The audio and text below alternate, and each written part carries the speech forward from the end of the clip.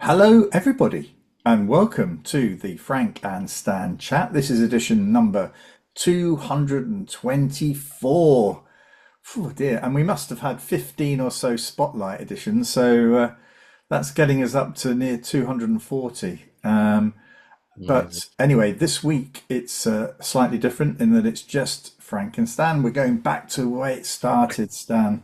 And hey, Back look at to our that. roots, and we're in the same similar situation here. We're in quarantine. Yeah, because there's a bug going around your house, isn't there, at the Yeah, moment? yeah. Another grandson directed uh, illness Virus. that so far I've managed to Yeah. avoid. But also, for those watching on video, you'll see that Stan's wearing his Red Devils top, rugby top. Yeah. And for those of you, and for those of you on the podcast, it's white with a black and red trim and a very bold badge with what looks like it is a devil on it, isn't it? So it looks fearsome. Sponsored by VX3. Yeah. So that's what we've got in front of us, folks. And just for those on the podcast, I'm wearing a shirt that I haven't worn for a year, and it's revealing that I'm a little bit chubbier this year than I was last year. So it's a slightly tighter fit. So, but I'm determined to Well, try and wear it. going off in a bubble because the company that make all the shirts for rugby are called VVX, Right. and it's Veni Vici VX3 they call Veni Vici, whatever the third word was. Name I saw I conquered. It's V times three. Ah, right, right. Very Now, clever. yeah, now Stan, just one thing we'll get onto in a minute, but I think we missed our anniversary. So our podcast video cast started on the 1st of May 2020. And so here we are, 15th of May, we're recording this today, 2025. So, and in that time, we've had some amazing guests. So, and for me, when we get round to it, I want to just reflect on a couple of the most recent guests we've had. Mm. But actually, Stan, what's caught your eye this week? Well, it's the reason I'm wearing this shirt really because it would appear Salford have received a winding up order from HMRC owing a lot of money in tax. I'm not sure if it's 1 million or 2 million. I really don't know because not much information is coming out. And so potentially it's the end of God, 125-year-old club, wow. the first rugby league clubs. Will it come to that though, Stan? I mean, we Southend United, who I've supported for since a child, we also had winding up orders because of unpaid tax, and I mean, it did look as though we were only minutes away from going under, but actually at the High Court there was a reprieve after reprieve after reprieve, and a consortium pumped the money in, and now Yeah. we're free of debt. So, Well, what's interesting in the sort of social media is fans from other rugby league clubs that have gone through this, because rugby league as a whole is not in a very good position in hmm, terms of it bringing an income into. So most of the clubs either have rich entrepreneurs who throw their money away or they struggle. And other clubs like Widnes and Hull KR, who are now very successsul, and Wakefield have all had that feeling of hmm, that this is the end. And I think Widnes was saved by a consortium of fans who kept it going, almost yeah, like a phoenix approach. But in the background, there is supposed to be some vast wealth that a group of people have in February, I think, that they bought the club. They bought the club, they were going to invest millions in it, they bought the land, they were buying the stadium. And all that seems to have fallen apart because the money never actually arrived. hmm, That's one thing that you start to smell a rat. right. They said they couldn't send that kind of money internationally, could only send it in small.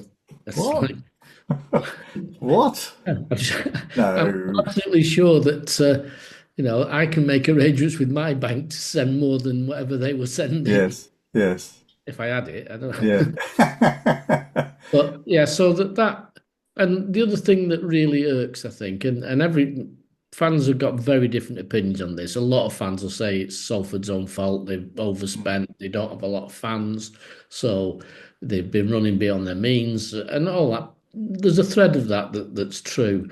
But when these new owners took over, the Rugby Football League did a test to see if the people were right and proper people yeah. to fit and proper to run the club. And I just want to know what happened to that. Who did it? Yeah, Because at least the council, Salford Council, must have smelt some kind of rat because they said you can only buy the stadium off us if you show that the rugby club that use it, Salford, will be sustainable. So you have to sustain that rugby club if you want to buy the stadium. Now, I don't know if the stadium's actually been sold or whether it's all pending the arrival of this mystery money or what's actually happening with it. But it does feel as though somebody doing a fit and proper test hasn't managed to do that. And of course, what struck me with this is when we take it into education, it did strike me. And I thought, well, I'll bet there's a fit and proper test to become a CEO of that somebody must judge whether a CEO of what could be a very large and very expensive mat is a fit and proper person. So I asked you. and I'm not aware. Well, certainly, I'm not aware of any fit and proper test other than if you don't need obviously to be to have had a teaching qualification. You would need to have a DBS clearance, but as far as appointments go, it's the usual references and whatever. So there is no CEO fit and proper test. And actually the oversight of it rests very much with, as you know, with the trust board and who and some of those boards are very few in number. The numbers of trustees is Yeah. very small, and and although many of them are run really really well, that the fact that you still hear of sort of problems in some of these trusts gives an indication of how they're working. And I think I often refer to this though, Stan, in talks. I've got a presentation to give next Friday, Come and watch and I've it. been prepping it because I haven't done one for a little while. And it's for a colleague who I gave the first teaching job to in Partington in whenever it was, and so she's now a CEO, head of she's in charge of a trust, and it was interesting that you sort of look back on it and think, well, in those days, there was no fit and proper test either, even though local authorities, in those days, would have some oversight. I do remember one meeting where there was a local election and the chair of governors basically was dumped by the party, and I had a whole host of political appointments coming onto the board. So in a way, it's no different, I suppose, now to what it was. But you would expect there to be some sort of oversight, in some to some extent. I thought that would be part of the development of it Yeah, because I saw in the early stages the sort of mates mat yeah, that well, I know him, we've been friends yeah, for a long time. Let's form a mat with two or three other of our friends. Presumably they became the trust board as a bunch of friends and appoint somebody who's a CEO from yeah. within. I think that's where more oversight and the requirements that have been laid out, in terms of by the DfE have tried to break into that. But for example, CEOs were not allowed. I think the idea that you could be a member and a trustee, that was frowned upon. But actually, it doesn't say it's prohibited. It says, it's advised not to be. Yeah. So there are some very high profile political figures who are who were. I've got to be careful here because I haven't checked it in the last year, but they were members and trustees, and also the issue around CEOs having being viewed as trustees. All of this has been tightened up, but in a way, the fit and proper test is an interesting one because Reading Football Club have faced similar problems and they've just been bailed out. They have just sold their business, but to somebody else. But what happened was a guy took it on, was interested in the football, invested some money, and then fell out of love with it. You Mm. know, and so Reading Football Club has been hanging by a thread, and it was saved this week. And my football team, Southend, have faced high court injunctions and threats of going bust for a number of years until a local consortium led by an Australian businessman pumped nearly £2 million into the club to keep it afloat. So there are, it goes all the way back. I think we mentioned it before to this, Professor Marianne Jennings' book, The Seven Signs of Ethical Collapse. And one Mm. of these is, all of this is contained within that book, and this is a sign of risk, isn't it? A sign of failure, to get to the point you're at is not just Oh this is no, this is years after years yeah, after it is. years of poor leadership, poor governance. Yeah, what happened at Salford is that they didn't own the stadium. The stadium was owned half by Salford City Council, half by Peel Holdings, and none of the money that generated went to the club. So they were paying, admittedly, they were paying a, a rent that wasn't probably market rent Yes, to use it. But their plan was, or their thoughts were, that when the Salford bought the stadium, then the club would have full use of it and use of the income that it generated. And part of that was a bizarre thing about an advertising hoarding that would go up. I mean, if you know where Salford's ground, yes, it would be seen by a lot of people because it's going, right by the M60, isn't it? By yeah, as you go over the Barton high Bridge. fly, the high bridge. Yeah. So that was reputedly going to generate an enormous amount of money Right, relatively to what the club generates through its games and things. But they couldn't do that unless they owned the stadium. right. So the fact that the stadium was happening, but slowly, I think that what happened was they gambled on that money coming in and Oh therefore gosh. overspent Right, on the basis of a promise right, of money later. right. That's all I can Yeah, guess.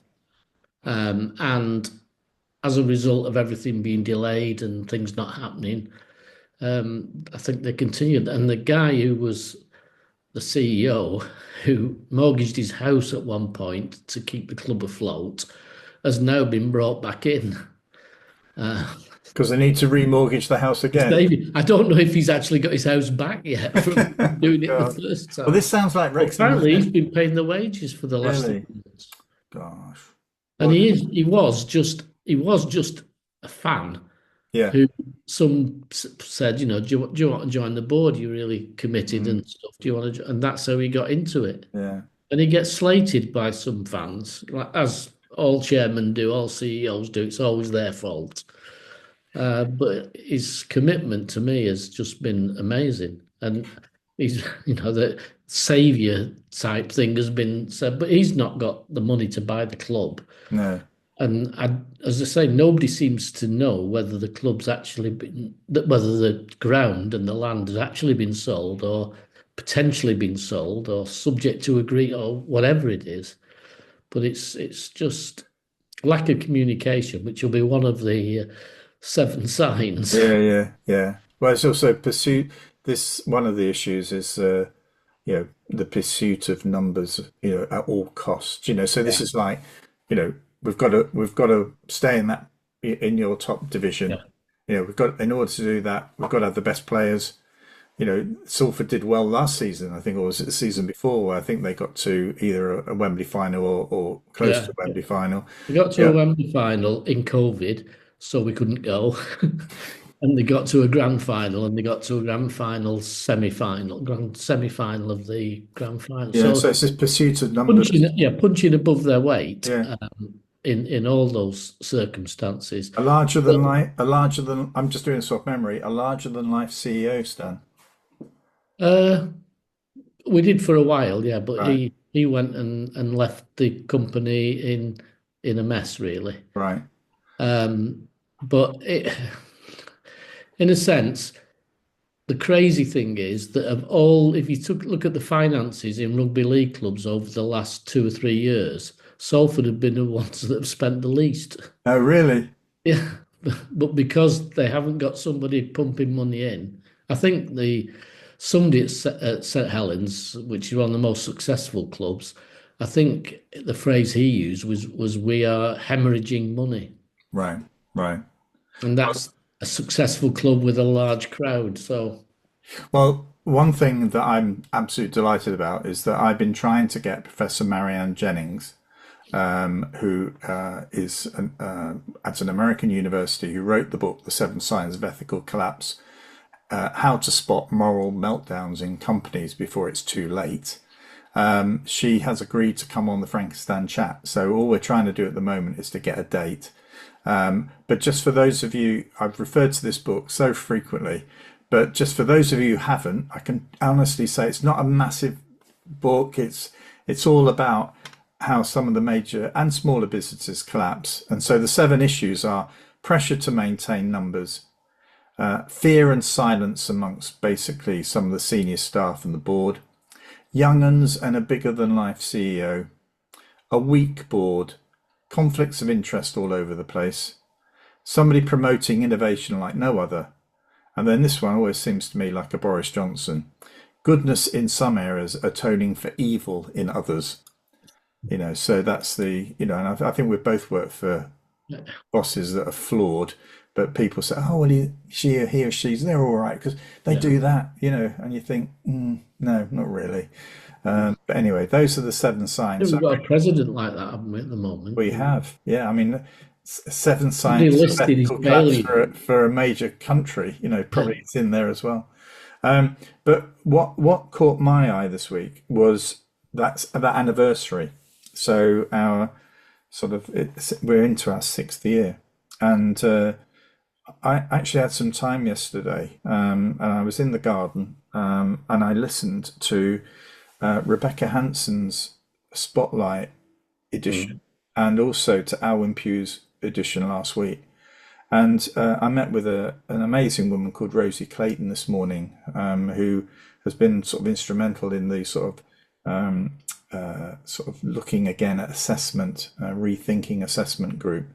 And we were talking about Aelwyn Pugh's chat, and basically, so much of it was so well informed, wasn't it? It Yeah. really put a lot of effort into it, and and when you re-listen to it, which I don't always do after it's been done, but I thought I must do this a lot more. But it was amazing how Aelwyn managed to capture the essence of what many young people are experiencing in secondary schools, and a sense of an inappropriate curriculum, one that sort of identifies just the whole system just means that a third of kids are probably not going to make the grade that's Yeah, expected. I don't think we can shout that enough, No, The actual exam system is built for a third of yeah, students to and fail.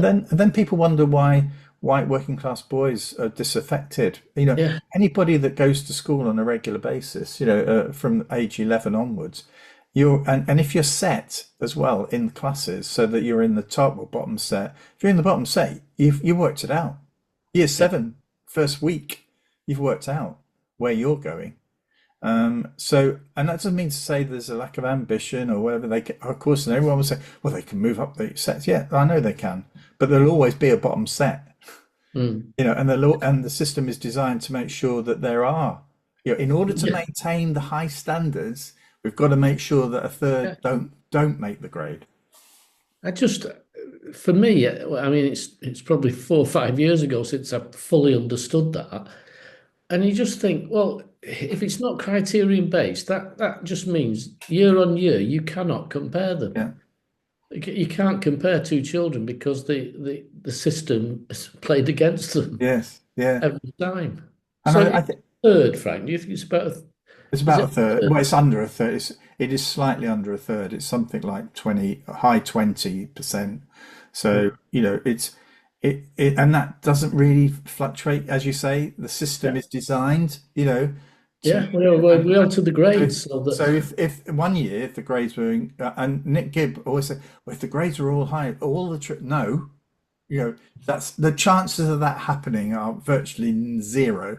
But yeah. actually, there might in one year there might be slightly better performance overall, but Mm. actually that would be adjusted by the grades that are required for, the marks required for particular grades. And I think going back, Dennis Sherwood, do you remember Yeah. that conversation? And Dennis is the guy who's written this book called Missing the Mark. I've got it here because it's going to be in my presentation in a week or so's time, where he unpicks all of the vagaries, all of the way that the system is designed, and to actually give confidence to the grades that are awarded, which is completely misplaced. Yeah. Whereas he says that Dame Janet Stacey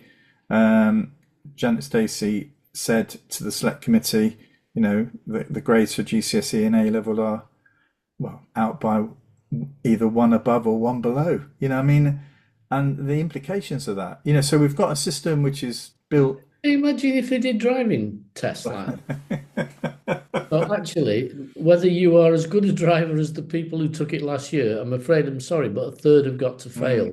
So although you did much better on your test, you didn't get any warnings, any thing wrong.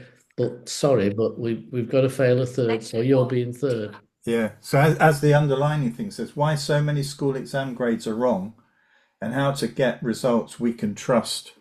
So the whole thing is built on trust, isn't it? The just that's a theme for Salford Reds. It's a theme for CEOs. It's a theme for uh, trusts, boards. The whole thing hangs on that. And if you end up with a system where you begin to question whether or not the whole thing is trustworthy, Mm. the impact is significant. And Marianne Jennings' book captures all of that. This is what's happening to Salford Reds. It's what happened to Southend United. It's what happens to when trusts themselves implode, because there's Mm.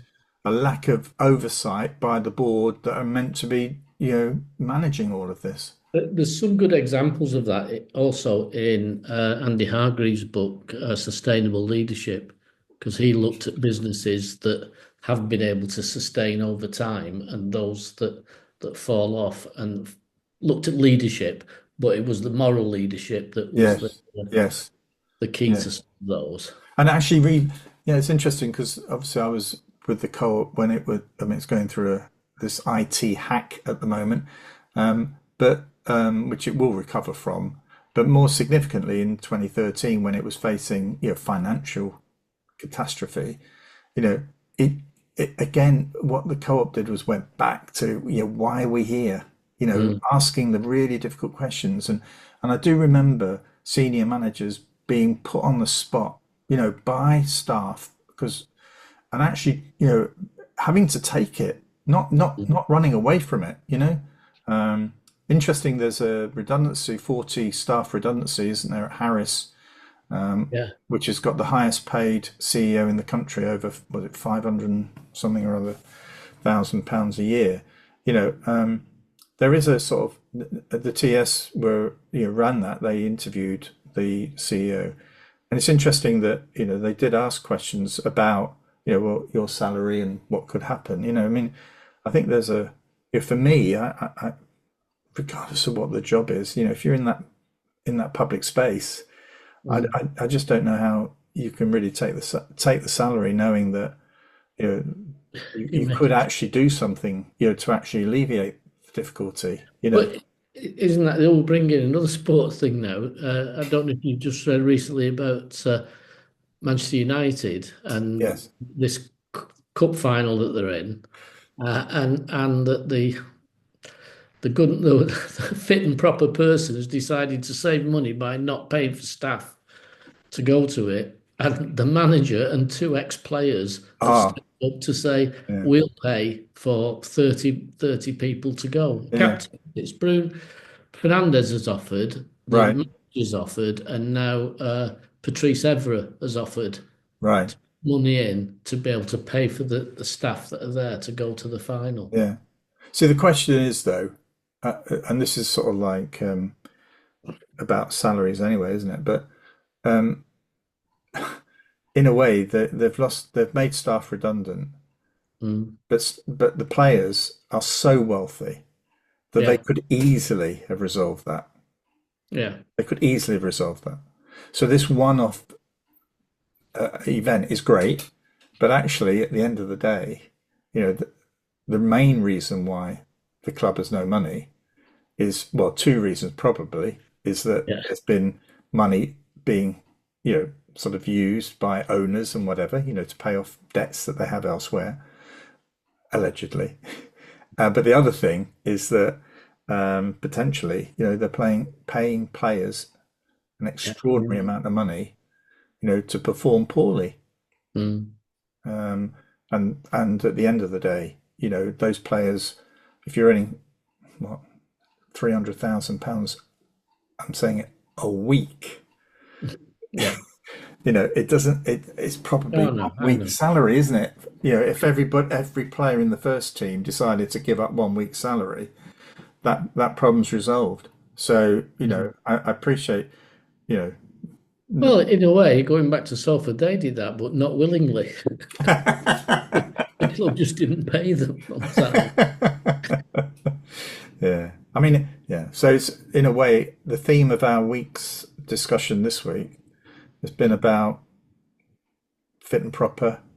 Yeah, and yeah, I just want to mention the coach at Salford, Rowley, who's very highly regarded, chased after by other clubs, and his view is that he loves it at Salford and he likes the people, and it's a distraction, all this. Yeah, I, I just think of anybody who deserves well out of it, he it's does. him and the Yeah. group of players that have stuck with it. Well, it's the same at Southend. Kevin Mayer. I mean, we're in a elimination playoff match tonight against Rochdale, and Kevin Mayer, a former player who was assistant manager at another club, if I think it was Bristol City, Bristol Rovers. He came to take the club on. When there was no guarantee you get paid. Mm. And even though the players weren't paid for weeks and weeks, and supporters were contributing, funding the back office staff salaries, players still continue to play. They still continue to to perform. It's funny that I think I've said before, but they went on something like a 10-game run with only one defeat when they weren't being paid. As soon as they were paid, they then lost 7 matches on the trot, but all by about one goal, But it Yeah. was just one of those things. But yeah, so yeah, Well, we get back then to that are the right people in the right places? I know leadership training talks about, you got to have the right people on the bus and they've got to be in the right places on the bus. But there's more to it than that. yes, They've got to be people who have a moral code which says, as you've said, if I'm earning 500,000 a year and I'm going to make somebody who's earning 20,000 a year redundant. redundant, then I have to ask myself, do I need Yeah, but the that? thing is here, Stan, is that salary is reflected in other salaries beneath that, isn't it? Yeah, Like in the yeah. Manchester United, I mean, I think it's Casemiro or Fernandez who are the highest paid, but beneath that there are, Oh, it's all yeah. graded, isn't it? So they're still incredibly wealthy. Even Yeah. people perhaps, within the senior leadership team at that trust are still earning massive salaries. So Yeah. it's not just about an individual, it's about the whole structure, the salary structure around that and its implications for others, Well, especially, and I will wave the flag for local authorities when local authorities had maybe, well, certainly not even one person earning Mm. that kind of, even if you brought it up with inflation and everything Yes, else, somebody earning six figures as a director of children's services or as it was education was unusual. I would imagine it was only in the largest authorities Yes, that would yes, have been the case. Even yeah, sort of taking inflation and everything else into account, I don't think there was anybody earning the kind of money now that several, if are across the yeah. country. I And agree. that money is the education pot. So you can argue that that money should be paying for children's education, Mm, resources, etc. And I don't know you can justify. I can't remember where it was from. Somebody once said you just need to pay people enough that they don't have to ask what they're being paid. If people don't need get a level where they don't need to yeah. worry about the pay, Well, then that's all they need. I know that I think I've probably mentioned it before, but when I was CEO, I was very keen to make, because there is, just so that people are aware, there is no salary structure for CEOs. So, within the head teacher world, there is a sort of expected scale, and governors can go above that by a certain amount. For CEOs, it's anything goes. But we introduced a maximum of 10 times. The CEO salary could not exceed 10 times the salary of the lowest paid full-time worker, and that meant, and the co-op, we were wedded to the living Real wage. living Yeah, wage. the real living wage. So that was slightly higher. So that meant there was I mean, and I never got to that times 10, but actually I think that's, even at that level, that's still a really really good salary. I mean, Yeah. and the question is about how much do you think you'd need to pay for the salary, offer a salary in a normal world for a school, a trust that's, say, got 20 schools in it. Mm. That's the question to ask. I think you get to a point where, I think if you've been a head teacher and you're, to get to that point times 10, it's probably enough, more than enough. Yeah. But there are some CEOs of very, very small trusts, some of them single schools, with 250, 260, £270,000. Mm. And, I do think that the pressure that exists within the budgets is going to mean there's going to be a serious review of all those management structures and those roles and whatever. Because I think, that will happen in most trusts when the budgets get very, very tight. It might not have happened in the one we were talking about. But I was going to say, but only if the members are Yeah, strong enough to yeah, be able to to say do it. that.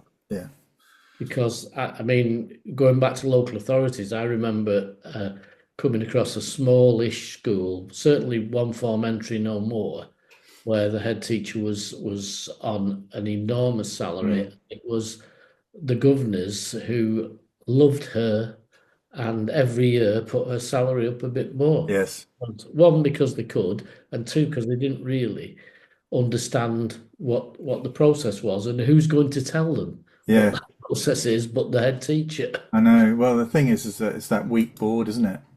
Yeah. And the silence, and all Yeah. these sorts of issues. Larger than life CEOs. This Mhm. is where they seem. This is how I think these things are allowed to develop. And as Marianne Jennings's book makes clear, you don't need all of those. You just need, say, three. Yeah. To actually sort of get to a really weak position in terms of your ability to push back and to hold the line. But anyway, And I mean, even on an ordinary governing body, I mean, this is another one of my pet things that you need somebody with knowledge and experience of schools. mm, Just having, saying we bringing people in from industry. I remember the people that I brought were brought into my governing body from businesses and industry were all for putting my pay up because they thought that's that's what you did. how Yeah. the head teacher was effectively the CEO and therefore Yes. Yes. and so it needed somebody to say, just hold on a minute. Mm, Let's look at what the rules are. Let's look at the way schools operate. And it needs that. And I fear for governing bodies that haven't got somebody. on at that level who know what they're saying. Yeah, Because it's very easy to be persuaded by a good head teacher, a successful school, that everything in the garden is rosy, and we should reward that. How yeah. many schools did that deliberately at the end of someone's career to enhance their Pension. pension? Yeah, I've In heard of the that. days when that was, Yeah, yeah, yeah. if we give them a pay rise of four now, that'll put an extra Yes. Well, thousand pounds. I do know of one head teacher who asked the governing body to withhold pay rises until that final year. I don't know why, but they did. But anyway, For a well, final shot. Oh, I remember telling my governing body, whether it was a moral decision or not, that when at one point when they looked at sort of having been appraised and saying, right, we're going to do something with your salary, telling them they couldn't afford it because the school didn't have enough money to be yeah, able to yeah, do it. yeah. Well, I think we're going to face a situation, aren't we, of increasing. I mean, it's getting tight, very, very tight. I think overall there are. I think the government's looking at the overall pot that sits within the school budgets and lumping that together as a sort of lumped gag funding, and they're saying there is money in the system. The problem is it's not equally shared. So No, some are better off, some are really up against it. And of course, the issue will be a little bit like Salford, a little bit like Southend, is those that have managed carefully, sensibly, you know, they're probably in a position to take it forward. But we could have some, we can't let schools just no. But collapse. there's also, I remember again when I first became a head, we had a really strange numbers spread through the school where we had a class that only had sort of 18 in and 30s either side of it. And we were always saying, well, if we could just find another five pupils for that class, everything in the garden would be Yeah, rose. yeah, yeah. And you just can't go out and find five pupils. No, Like no. you just But can't go out and find an entrepreneur who wants to buy a club. yeah, and long term, the numbers of pupils is diminishing. Yeah. So I think primaries are experiencing it now, but it's coming to secondaries, in a year or two. So I think, and if secondaries get into trouble, we will all hear about it. Mm. You know, I know, again, another one of my brilliant ideas that never came to anything was I was talking to a school's forum about pooling that money and allowing schools to borrow from that pot on a low yeah, loan. So, because you're right, the money is there. yes, And if schools that were in dire straits could borrow from that with the view that it be paid back, then it would stop some schools maybe falling and over. and that's Say, how some trusts manage the budget. So I yeah, know that's the way. I don't know if it's still the case, but that's the way that we saw individual schools had their own budgets. We pulled that. But actually, that did mean that if school A needed money to bail itself out, it would take from the pot, but it would have to pay it back. yeah, So in effect, it was that was the only way. In a way, it was because I was trying to merge three different trusts. They were very suspicious of the reasons behind that. To be honest, it was just easier to manage one trust. But so having merged three, the only way we could get it over the line with regard to the budgets was to give them that protection. But mm. but there are some trusts that it's the Well, trusts there are and individual schools like that, aren't there? yeah, And I remember when a particular trust went pear-shaped, and they'd sort of acquired all the school fund from one school, which was raised by parents, uh, etc. And that was in the tens of thousands, I think, and the school lost it overnight because the trust folded, and and that money. all the assets become not an individual school, do they? Become the overall assets as the organisation. Yeah. Okay, well, it's just a Frankenstein this week. Next week, it won't be just Frankenstein because we have got a guest joining us, and it's a guest that we've had before. So I'm really pleased to say that a former pupil of mine is going to be joining us next week, who's just been awarded the MBE in the New Year's Honours List. So looking forward to that and to catching up with him. And we'll catch up with you all in 7 days' time, all being well. Okay, well, thank you very much for listening and for watching, and we'll see you soon. Take care. Bye bye. Bye. Thanks, Dan. Bye.